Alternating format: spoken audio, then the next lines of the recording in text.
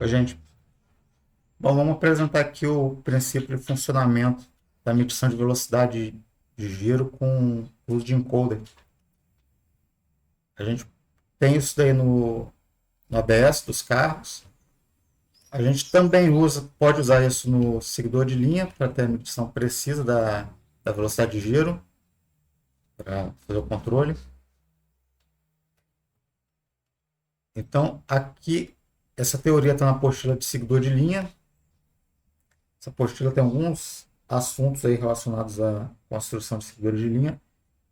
Um dos capítulos é a medição de velocidade do giro. Bom, o princípio de funcionamento é o seguinte: a gente tem esse sensor aqui que é o disco furado, né, o nosso encoder, com um sensor infravermelho que, em forma de U, que tem um infravermelho que é interrompido por esse disco furado. Enquanto esse disco gira aqui por dentro do sensor, ele produz aqui na saída do pino de sinal uma onda quadrada. Então, esse é o princípio de funcionamento. Uma questão interessante é a duração do período alto e período baixo da onda. Se eu observar aqui o tempo, a distância aqui a largura do furo é menor do que a largura aqui da parte com material.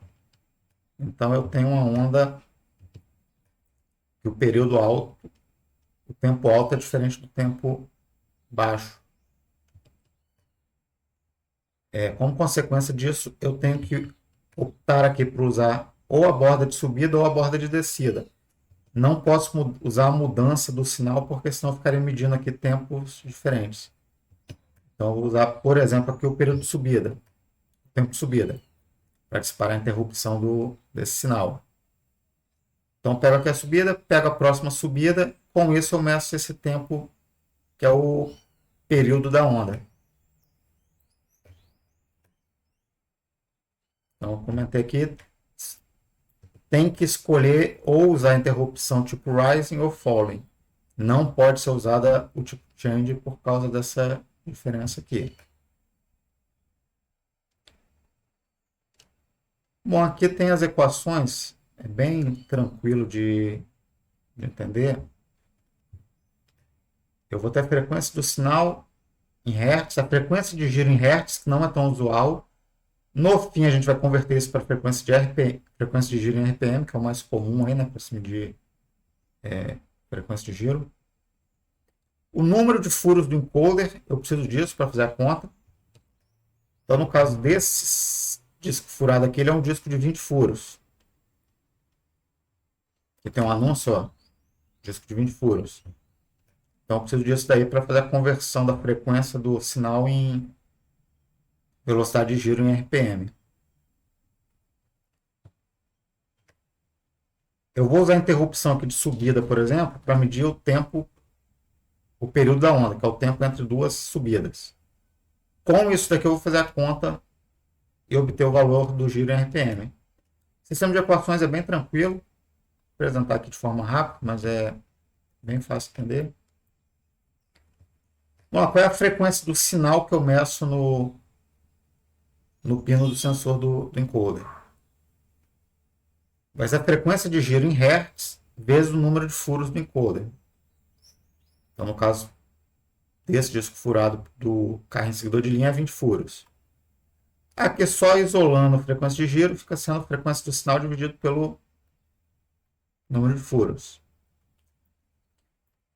Como eu falei, frequência de giro em Hertz não é tão usual. O mais normal é se usar em RPM, né, no dia a dia.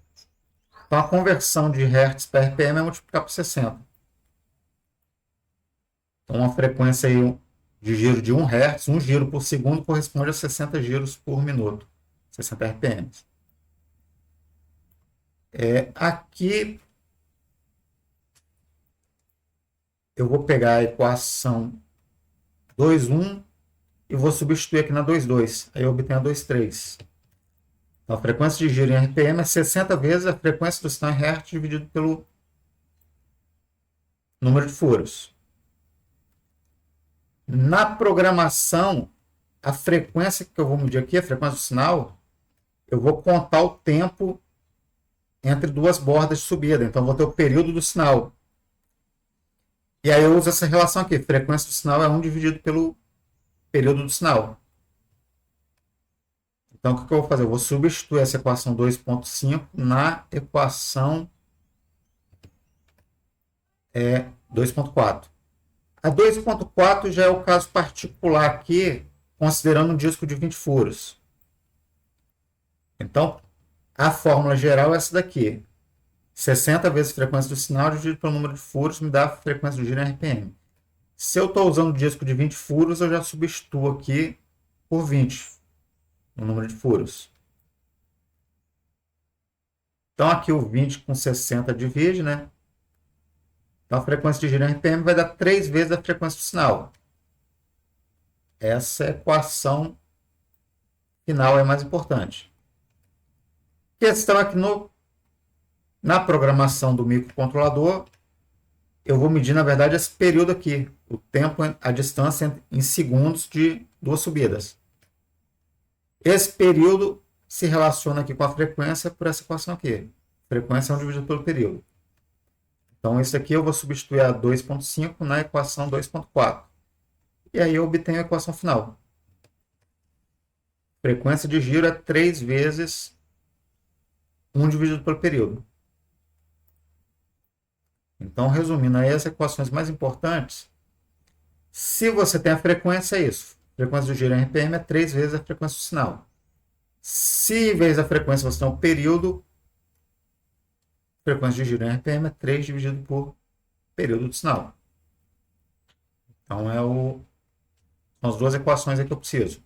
Na verdade, uma ou outra, para programação vai ficar mais prático usar essa daqui. Eu vou medir o período do sinal no pino do sinal do encoder. Tranquilo? Aqui, eu falei do seguidor de linha, que usa esse disco furado, para encerrar aqui e mostrar o princípio do ABS, que é a mesma coisa. Então, aqui foi um projetinho que eu passei uma vez. Então, pegar umas figuras que eu achei interessante. Figuras interessantes. Aqui o sensor, no caso do carro, ao invés do disco furado, é uma roda metálica com os dentes. E aqui vai ter um sensor tipo indutivo, por exemplo, que consegue detectar a presença de metal. Então, toda vez que um dente passar pelo sensor, gera um pulso. Então, esse tipo de coisa aqui. Quando eu pesquisei aqui, o que eu vi é que o mais comum é esse disco com 40 dentes. Então, para a gente aqui, seria o mesmo sistema de equacionamento. A diferença é que no sensor do carrinho é furos, né, que são dentes. E no equacionamento do ABS, como são 40 dentes, aqui na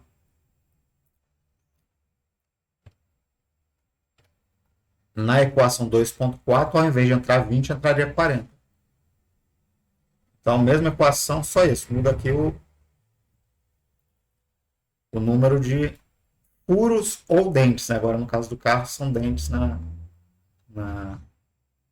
naquela roda dentada. Ele vai ter esse tipo de sinal aqui.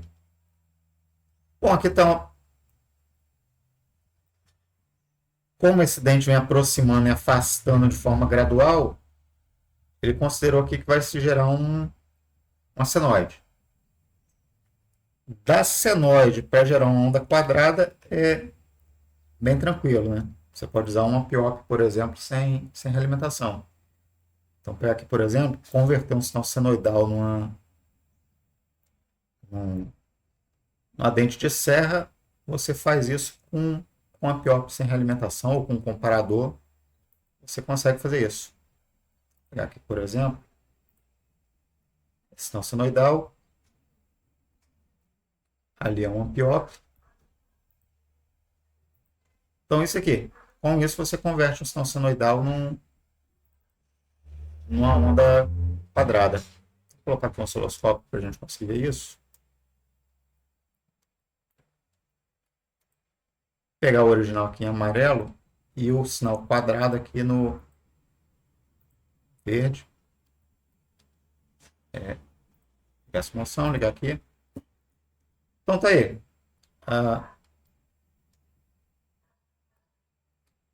Então esse é o menor dos problemas, é converter a senoide na onda quadrada que eu preciso para disparar as interrupções lá no pino do microcontrolador para fazer a conta aí do período dessa onda. Tá aí. Bom, aqui eu queria mostrar só o princípio de funcionamento. No próximo vídeo aqui eu vou gravar como é que isso é feito em código. Como é que eu monto aí para medir o período do sinal para jogar nessa equação aqui. Então é isso daí. No próximo vídeo eu comento o código. Até mais.